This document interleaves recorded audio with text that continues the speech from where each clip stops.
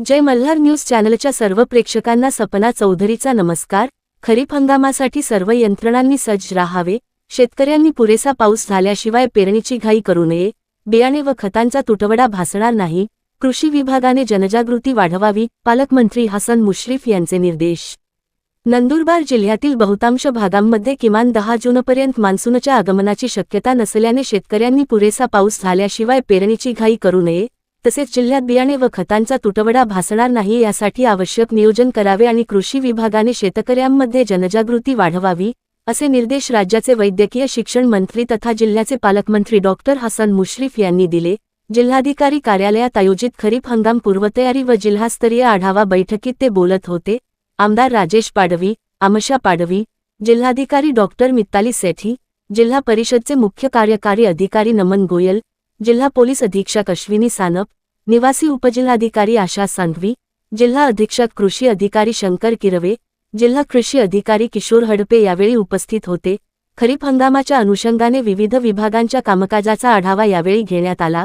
पालकमंत्री मुश्रीफ म्हणाले की सध्या हवामानात बदल होण्यास सुरुवात झाली असून येत्या काही दिवसांत काही भागांत वादळी पावसाची शक्यता आहे।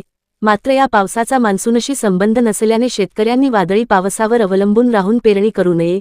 कृषी विभागाने याबाबत शेतकऱ्यांना योग्य मार्गदर्शन करावे।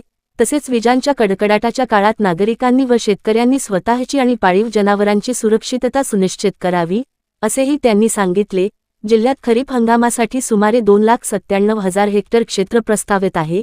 या क्षेत्रासाठी 31,640 क्विंटल बियाण्यांची आवश्यकता असून आजअखेर 26,685 क्विंटल बियाण्यांचा साठा उपलब्ध आहे।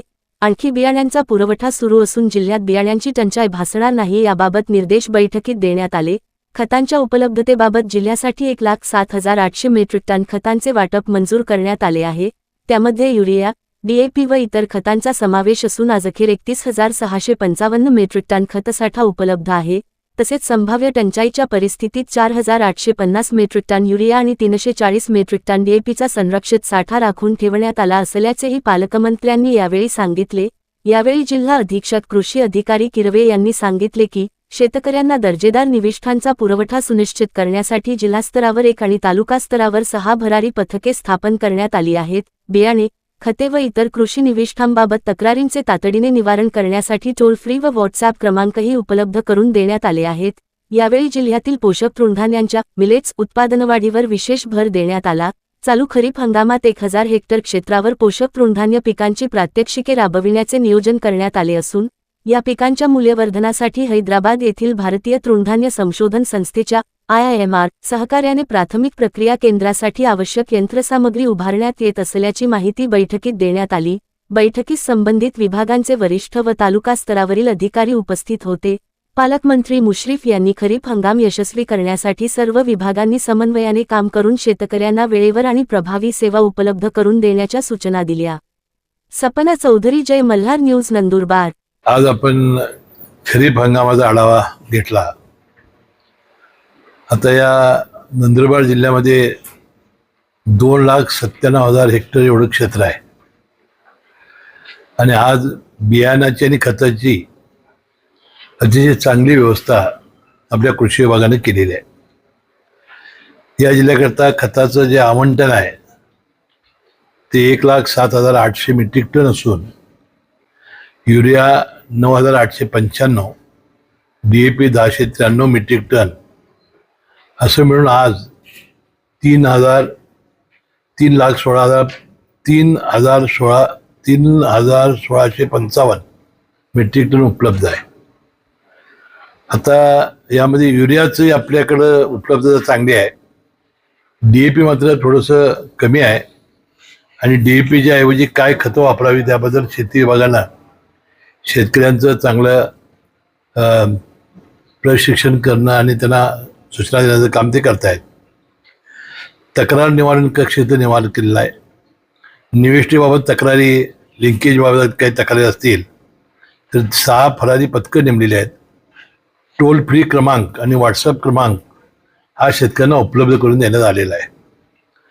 नंदुरबार जिल्ह्यात या हंगामामध्ये 1,000 हेक्टर क्षेत्रावर पौष्टिक तृणधान्य मिलेट्स पीक प्रात्यक्षिकासाठी नियोजन केलेलं आहे. यासोबत पौष्टिक तृणधान्यावरील प्राथमिक प्रक्रिया केंद्र IIMR हैदराबाद यांच्या सहयोगानं यंत्रसामुग्री बसवण्यात येत आहे. म्हणजे शेती विभागाबद्दल आपली ही चांगली, आता पाऊस सुरू होईल आणि आता पिकांची पेरणी सुरू होईल, तर शेती विभागानं सगळ्या शेतकऱ्यांना विनंती केलेली आहे की 100 मिलीमीटर पाऊस पडल्याशिवाय पेरणी करू नका. ती पेरणी वाया जाईल आणि पुन्हा दुबार पेरणीचा प्रश्न निर्माण होणे म्हणून ही दक्षता त्यांनी घेतलेली आहे. आता डिझेल आणि पेट्रोल याबाबत आपण पाहिला होता की शेती मशागतीच्या मध्ये फार मोठी अडचण झालेली होती आणि राज्यभरामध्ये अनेक आपल्याला ट्रॅक्टर्सच्या रांगा लागलेल्या होत्या.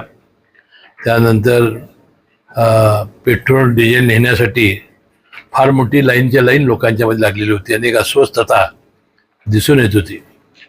आज नंदुरबार जिल्ह्यामध्ये 29 पंप आहे. रोज 58.72 KL लिटरची विक्री होते आणि आज साठा 158.72 किलो लिटर आहे HPCLचा. BPCLचे 31 पंप आहेत, त्यांच्याकडं 106.93 KL लिटर रोज विक्री होते आणि 221.73 हा त्यांच्याकडे एकूण शिल्लक साठा आहे. IOCLचे 31 पंप आहेत, 120 दररोज सरासरी विक्री होते आणि 260.30 ही त्यांची शिल्लक साठा आहे. म्हणजे एकूण 91 पेट्रोल पंपामध्ये 285.35 किलो लिटरची विक्री होते आणि आज जिल्ह्यामध्ये 640.75 किलो लिटरचा साठा आहे. आता पावसाळा हंगाम जवळ आल्यामुळं बरीचशीच मशागतीची कामंही पूर्ण झालेली आहेत. त्यामुळे जो लोड होता तो आता लोड फार कमी झालेला आहे. त्यानंतर घरगुती गॅसमध्ये हा साठा पूर्णपणानं चांगला उपलब्ध आहे. जवळजवळ आपल्याकडं 8,290 हा स्टॉक आपल्याकडं शिल्लक आहे तिन्ही कंपन्यांचा. फक्त कमर्शियल सिलेंडर्समध्ये थोडीशी अडचण आहे आणि CNGमध्ये अडचण आहे. पंप संख्या 3 आहे, 55,000 रोजची विक्री आहे किलोची आणि 3900 शिल्लक साठा आहे. परंतु यासाठी सुद्धा प्रशासनात तक्रार निवारण पेट्रोल कंपनी न्याय विक्री अधिकाऱ्याचे संपर्क नंबर हे आपल्याला दिलेले आहेत आणि म्हणून ज्यांना अशा प्रकारची कमतरता भासेल तेव्हा जिल्हाधिकारी स्वतः यामध्ये लक्ष घालतायत. आणि मला वाटतं आता मशागतीचे काम पूर्ण होत आल्यामुळं फारशी टंचाई डिझेल पेट्रोलची नाही, कमर्शियल गॅसची थोडी आहे. आणि फक्त मला वाटतं IOCL सोडून ज्या इतर कंपन्यांचे अधिकारी आहेत ते धुळ्यामध्ये जळगावमध्ये बसत आहेत. त्याने आमच्या नंदुरबारमध्ये सुद्धा त्याने आपलं एक कार्यालय करून इथं अधिकारी नेमावा अशी विनंती त्यांना आपण केलेली आहे. आता जिल्हा नियोजन निधीमधून आणि इतर जिल्हा परिषदेच्या त्यांच्या 15 शिल्लक निधी किंवा त्यांचा शेस अशा CSR अशा अनेक विविध याच्यातून आपण एक चांगला कार्यक्रम करतोय. यावेळेला बांधकामाचा दर्जा हा उत्तम ठेवला जाईल. आता यासाठी थर्ड पार्टी ऑडिट ठेवलं जाईल, ते मी सांगणारच आहे. यामध्ये अतिशय नाविन्यपूर्ण कामं केली जातील की ज्याचं उल्लेख यापुढचे इमारतीचं बांधकाम कसं असावं तर नंदुरबार जिल्ह्याचं असावं अशा प्रकारचा एक आदर्श नमुना आपण घालून देणार आहोत. अशा आहेत की त्यांना स्वतंत्र इमारतीच नाहीत आपल्या नंदुरबार जिल्ह्यामध्ये. त्या घरामध्ये भाड्यामध्ये देवळामध्ये बसतायत. तर पहिल्यांदा आपण 47 प्राथमिक शाळा ज्या ठिकाणी आज इमारत त्या पूर्ण बांधायच्या असा आपण निर्णय घेतलेला आहे. त्यानंतर जिल्ह्यातील प्रत्येक तालुक्यात किमान 2 स्कूल ऑफ एक्सलन्स विकसित करण्यात येतील. या शाळांमध्ये भौतिक दर्जेदार अत्याधुनिक शैक्षणिक साधने, गुणवत्तापूर्ण शिक्षणासाठी आवश्यक सर्व सुविधा उपलब्ध करण्यात येण्यात येतील. इमारतीवरील 5 प्राथमिक आरोग्य केंद्रासाठी जिल्हा नियोजन समिती तसेच 15वा वित्त आयोग यांच्या माध्यमातून निधी उपलब्ध करून या नवीन इमारती उभारण्यात येतील. सेल्को फाउंडेशनच्या सहकार्याने जिल्ह्यातील 500 अंगणवाड्यामध्ये सौर ऊर्जा प्रणाली आता बसवण्यात येते. स्वच्छ शाश्वत ऊर्जेच्या माध्यमातून अंगणवाड्या प्रकाशमान होतील. टाटा स्टीलच्या सहकार्याने पहिल्या टप्प्यात 5 फ्री फॅब्रिकेटेड अंगणवाडी इमारती उभारण्यात येतील आणि या तंत्रज्ञान कमी कालावधीमध्ये उच्च तंत्रज्ञान आणि टिकाऊ इमारती निर्माण करणे हे शक्य होईल. जिल्ह्यातील शाळा आरोग्य केंद्रामध्ये टप्प्याटप्प्याने सर्व सौर ऊर्जा संच बसवण्यात येतील. त्यामुळे ऊर्जा खर्चात बचत होऊन पर्यावरणपूरक पायाभूत सुविधा विकसित होतील. तोरणमाळ पर्यटन स्थळाचा सर्वांगीण विकास वाढते आम्ही करायचं ठरवलेलं आहे. राष्ट्रीय पर्यटन नकाशावर हे स्थान कसं मिळवून देण्यात येईल याची नियोजन समिती, पर्यटन शासन या सगळ्या निधीमधून आम्ही उपलब्ध करून येणार आहोत. आणि तोरणमाळ हा पर्यटन केंद्र आम्ही असं बनवू की मला वाटते बरेचसे पर्यटक या ठिकाणी येतील आणि या वर्षभरामध्ये याला राज्याचा नाही तर आपण एक चांगला दर्जा मिळवून देण्याचा प्रयत्न करू. माझ्या मतदारसंघातील कागलमध्ये आम्ही एक असं पर्यटन विकसित केलं आहे. रोज 20,000 लोक तिथं येत आहेत. मी कधीतरी तुम्हाला पुढच्या वेळेला इथं आणून मी तुम्हाला हे दाखवेन की कशा पद्धतीनं आपण 12 महिने धबधबा केलेला आहे. कासवाच्या तोंडातून पाणी पडणारा धबधबा केलेला आहे. आता ते अशा पद्धतीनं आता म्युझिक फाउंटन, व्हॉइस फाउंटन, तुमच्या आवडीचं जे नाव घेतलं की जोरात उठते ते.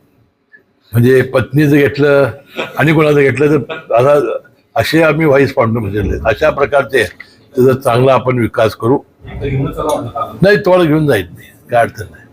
कागल, कोल्हापूर आणि जिल्ह्यात राबविणाऱ्या विकास कामाचा दर्जा सुनिश्चित करण्यासाठी IIT मुंबईच्या माध्यमातून थर्ड पार्टी इन्स्पेक्शन अंडरलाईन हे महत्वाचं आहे सगळ्यात आपण करणार आहोत.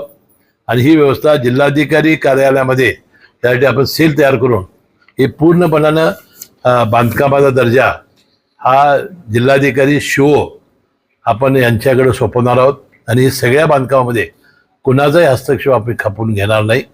पूर्णपणानं अतिशय चांगली कामं करण्याचा प्रयत्न आमचा या निमित्ताने आहे.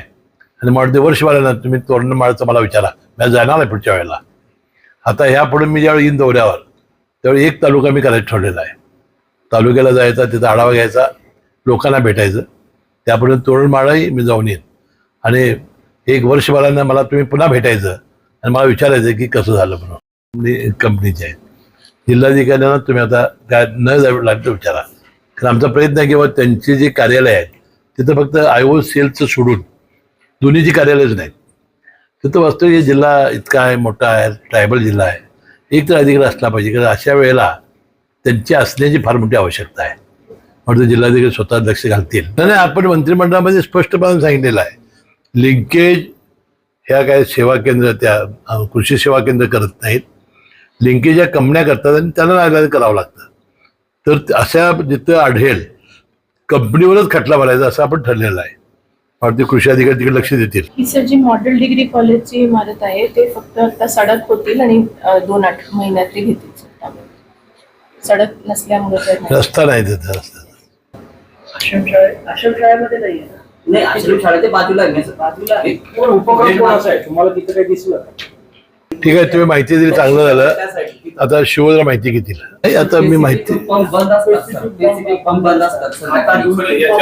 HPCL आणि HPCL आणि BPCL BPCLचा जो पुरवठा आहे, पुरवठा रेग्युलर नाहीये याचं मी सरांना मी सांगितलं आहे. आणि त्याचे जे कंपनी ऑफिसर्स आहेत त्या कंपनी ऑफिसर्स नसल्यामुळे थोडंसं समन्वयाचा अभाव होतोय. पण ग्रामीण भागात सर थोडीशी अडचण आहे. आपण त्या कंपनीशी फॉलो करून घेतोय. ग्रामीण भागात आपण लक्ष आला तेव्हा ते जरा 7-12 बघून द्यायचं ठरले ना आपण.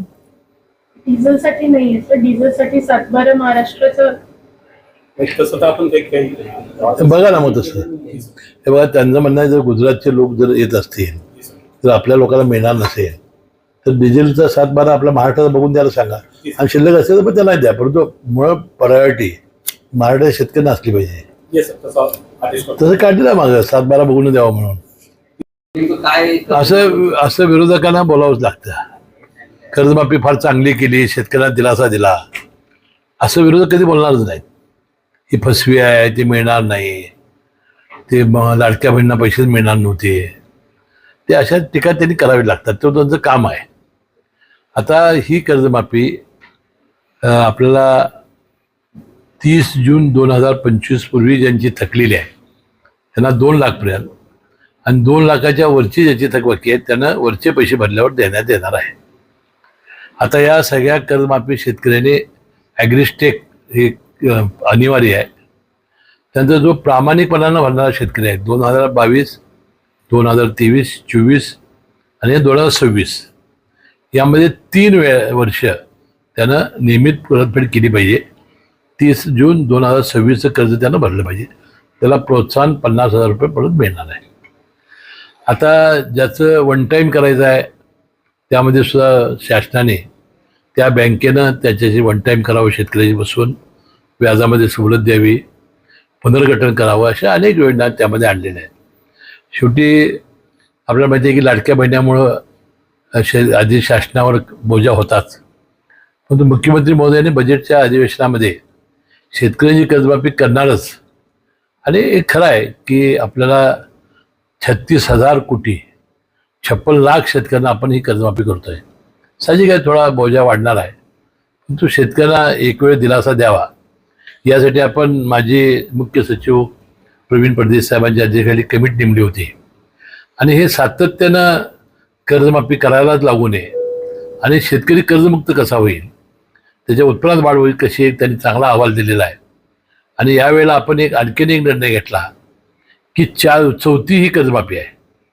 सातत्यानं जे कर्जमाफीचा फायदा घेतात असे विलफुल डिफॉल्टर म्हणतो आपण त्यांना, की हे कर्जमाफी होणारच आहे म्हणून काढायचं आणि ठेवायचं, अशाला यावेळेला आपण त्यात घेतलेलं नाही. त्याला फक्त 50,000चा लाभ देणार होता आपण.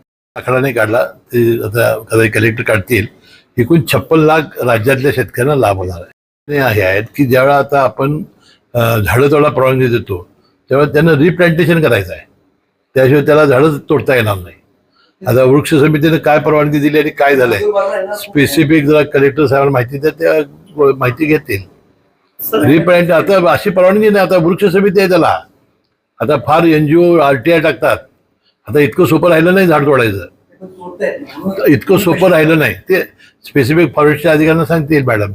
जिल्हाधिकाऱ्यांनी आणि शिवने भयानक परिस्थिती आपल्या धडगाव जे जवळजवळ 100 मिलीमीटरपेक्षा सुद्धा 100 ह्याच्यापेक्षा जास्त पाऊस पडतो इंच, तरीसुद्धा पाणी उन्हाळ्यात मिळत नाही. ही खरोखर अवस्था चांगली नाही.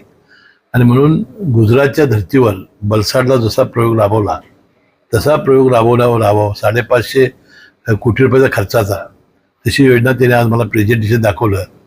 आता मी कधी काय होणार आहे मी सांगू शकत नाही. तो प्रयोग हातामध्ये घ्यायचं, मुख्यमंत्री महोदयासमोर बैठक घ्यायची आणि ज्या पद्धतीनं गुजरातनं त्या बलसाडाने त्यांच्या जिल्ह्यामध्ये ही योजना राबवली त्या पद्धतीनं राबवण्याची आवश्यकता या नंदुरबार जिल्ह्यामध्ये आहे. निदान मी सुरुवात करीन, शेवट कधी होईल मी सांगणार नाही, परंतु सुरुवात अतिशय लवकरात लवकर आम्ही करू. आता ती गुजरातमध्ये केलेली जी योजना आहे त्याशिवाय तर मार्गच नाही, कारण एवढ्या उंचावर पाणी न्यायचं असेल तर ते व्यवस्थित एखादी मोठी योजना घेऊनच जावं लागेल आणि ते सायपन्न पाणी द्यावं लागेल. ती योजना फार चांगली मी बघितली आता मागायची, तुम्हाला दाखवतील. आपण सुरुवात करू. कधी होणार काय होणार आज मी काय सांगू शकत नाही, परंतु आता चांगलं काम करायचं असेल तर आपण श्रीरामाचं नाव घेऊन चालू करू. निर्मिती हा थोडासा आमच्या शासनामध्ये फार, कारण त्या वित्त नियोजन इत्यादी गोष्टी, कारण एकदा पदनिर्मिती केली की रिटायर होणं मग ते पेन्शनपर्यंत ते करावं लागतं. आता त्यामध्ये बऱ्याचशा एवढ्यांची गरज आहे काय पदांची, एवढ्या याच्यावर भागणार नाही काय. 100ची बॅच आज असेल तर आपण 150 बॅचची परवानगी मागतो. त्यामुळे थोडंसं, परंतु यासाठी मी 2 माणसं नेमलेली आहेत. मला वाटते की हे लवकरात लवकर होईल. आजच आमचे डीने मला भेटले होते, त्यांनी मला ही मॅनपॉवर आणि BSc नर्सिंग आता आपण चालू करतोय त्याच्याही मॅनपॉवरची कल्पना दिलेली आहे. तो विभाग माझ्याकडे आहे. मी लवकरात लवकर ही पदनिर्मिती करेन. सर, विषय की नंदुरबार जिल्ह्यामध्ये 15 जून पासून आता शाळा सुरू होणार आहे. बऱ्याचशा शाळा या CCTVने कनेक्टेड पासून वंचित आहेत. शासनाचे निर्देश आहे की सर्व राज्यातल्या ज्या जिल्हा परिषदेच्या शाळा आहेत त्याच्यावर नियंत्रण ठेवण्यासाठी सर्व शाळांना CCTV कनेक्टेड आहे. आजपर्यंत जवळपास 1400-1500 शाळांपैकी फक्त 1000 ते 900 शाळा कनेक्टेड, बाकी सर्व शाळा या विदाउट कनेक्टेड. तर आम्ही मागच्या वर्षी खूप मोठ्या प्रमाणात यात पुढाकार घेतला होता आणि मागच्या वर्षी काहीतरी 4.5 कोटीचा CCTVचा प्रकल्प राबवला होता, जेणेकरून आपले जे 1000 आजूबाजू झालेले आहेत ते त्यातून झालेले आहेत. तर यावर्षी सुद्धा आम्ही करणार आहोत आणि जेवढे आहेत ते 100% सीसीटीव्ही कव्हर करून घेऊ. तसं शासनाचा आदेश आहे की प्रत्येक शाळेंनी सीसीटीव्ही कॅमेरा लावावं. आम्ही त्यांची मीटिंग घेणार आहोत आणि त्यांना सक्त सूचना देतो की प्रत्येकांना सीसीटीव्ही कॅमेरा लावायचा. सर, त्याच्यामध्ये पार्ट असा आहे की 165 खाजगी शाळांपैकी फक्त 65 शाळांना कॅमेरे लावल्याने 100 शाळा ह्या कॅमेरापासून वंचित आहेत. आता शिव बैठक घेतील, त्यांना सक्त ताकीद देतील, नाहीतर त्यांची तक्रार करू आपण. एक आम्हाला मिळणार आहे त्याचं रेट्रो फिटिंग आता पुण्यामध्ये चालू आहे. तर सर पुढच्या 2 महिन्यात नवीन रुग्णवाहिका येते 108. महाराष्ट्रात बंदी असलेलं HTBT त्याच्यावर आपल्या सरकारकडनं मोठ्या प्रमाणात हे होत आहे, कारवाई होत आहे. परंतु 2 दिवसापूर्वीच एका शेतकरी संघटनेने आवाहन केलेलं आहे शासनाला की जवळच असलेल्या गुजरात राज्यातून मोठ्या प्रमाणात HTBT बियाणं घेऊन ते महाराष्ट्रात प्रवेश करणार आणि शासनाला चॅलेंज करणार. काय सांगणार? काय तर बंदी आहे, केंद्राकडनं त्याला परवानगी नाही. तोपर्यंत केंद्र परवानगी देणार नाही तोपर्यंत आपल्याला इजी घेणार नाही. आतापर्यंत जवळपास 3 ठिकाणी आम्ही कारवाई केलेली आहे आणि ज्या ठिकाणी आढळून आले त्या ठिकाणी मला आदेश नाही, आता यांची माहिती घ्या आणि खटला भरा. त्यांचं सर काम बिलकुल तो पण येत नाही meetings मध्ये. आणि त्यांचे आता जे सिनियर आहे त्यांना मी कंप्लेंट केली आहे सर. केली भरपूर दिवसापासून सर काम पुढे सरकत नाही आहे म्हणजे ते दीक्षित अध्यक्ष आहेत तेच काय? हा येस सर. ठीक आहे, मी तक्रार करतो. की नंदुरबार जिल्ह्यामध्ये मागच्या वर्षी मॅडमांनी तयार केलेला 7 प्रकल्प, जवळपास 60 प्रकल्प आपल्याकडे प्रस्ताव झाले. परंतु वन विभागाच्या आडमुठे धोरणामुळे जवळपास 1 ते 2च साखव साकारण्यात आलेले आहे. उर्वरित जे साखव आहेत त्यांना मोठ्या प्रमाणात अडचणी निर्माण होत आहे आणि त्याच्यामुळे आता येणाऱ्या पावसाळ्यात मोठ्या अडचणी. नाही, मी काय करतो, मी मगाशीच कधी मला मॅडम दाखवलं 2 साखू पूर्ण आहेत, 17 साखर पूर्ण झाली. त्याला रस्ताच नाही. तर गणेश नाईकासाहेबांकडे बैठक घेतो मी. वनमंत्री गणेश नाईकांच्या समोर बैठक घेऊन याला ताबडतोब रस्त्यासाठी फारशी काय अडचण यायला नको, आपण बैठक घेऊन हा मार्ग काढू. तुम्हाला जमलं नाही ते पुण्याच्या टीमने केला असं त्याला म्हणायचं आहे. टीम सोबत आहे टीम सोबत आहे आणि त्यांनी धाड गाठली. त्याचं गोडाऊन सील करून ठेवलेलं असं पुण्याच्या टीमने ते आता ओपन करत आहेत. जर त्याच्यामध्ये काय होणार असेल त्याच्यावरती बाहेरून सील केलेलं आहे. सध्याला ती चावी नसते, आम्ही काल सील केलेलं आहे. इन्स्पेक्टर ऑलरेडी गेलेले आहे. त्याच्यावर ऑलरेडी आपण मागे पण त्याच्यावर आपण MLC पण दाखल केलेला आहे. अल्कोहोल मध्ये सापडला होता तो MLC पण दाखल केला आहे, FIR पण दाखल केली आहे आणि ऑलरेडी तो सस्पेंडेड होता. पण तो आमच्याकडे कर्मचाऱ्यांची एवढी हे आहे की त्याला म्हणजे शाळा सुरू ठेवण्यासाठी आम्हाला त्याला परत घ्यावं लागलं. पण आता परत या वर्षापासून त्याला परत नाही म्हणून कधी असं करत राहिलं तर किती दिवस गेला. नाही, पण त्याला ऑलरेडी आपण FIR पण केली आहे आणि MLC कॉन्टॅक्ट घ्या, दुसरा घेत असलं कॉन्टॅक्ट बेसिस घ्या, त्याला काढा. तर त्याचा आपण प्रस्ताव पाठवलेला आहे. त्या कर्मचाऱ्याचं मनोबल वाढलं. मी असं कृत्य केलं, पुन्हा दाखल झाला, मला पुन्हा रुजू करून घेतलं. त्यावेळी जे प्रकल्प ठीक आहे, तसं काय बरोबर ते बरोबर नाही. त्याला बंदच केला पाहिजे आणि कॉन्ट्रॅक्टर कोणतं नेमला पाहिजे किंवा जिकडे 2 माणसं असतील त्यातलं एक असला पाहिजे. 2 FIR ऑलरेडी दाखल आहे. नाही, बरं काढून टाका ना त्याला. ती कशी चालवणार कशी? सर आपली ST तयार आहे सर चालवण्यासाठी. हा, एसटीला सांगू आपण. कारण सर पब्लिक ट्रान्सपोर्ट हे कुठल्याही फायद्यात नाही. नंदुरबारसारख्या छोट्या शहराला ते म्हणजे होणार नाही फायद्यात. आपण ST वाल्यांना सांगू तुमच्या चालू करू. बसेससाठी मागणी करणार नाही, बस चालणार कसं नगरपालिका नाही. आणि स्टेट मार्फत बसेस येत आहेत असं मला त्यांनी सांगितलं. ते अल्पसंख्याक खातं त्यांच्याकडे असल्यामुळे केलं असेल कदाचित. नाही सर्वे करणे गरज का आता जनगणनेमध्ये आहेत ना. म्हणजे काय मला नक्की नाही, कारण मी मुस्लिम आमदार आहे, मी काही गेलो नव्हतो त्यात. पण गीते नावाचा माणूस मिळत नव्हता, एवढी आम्ही बातमी वाचली. होईल सगळं 18च्या 18 सीटा येतील प्रचंड मताने.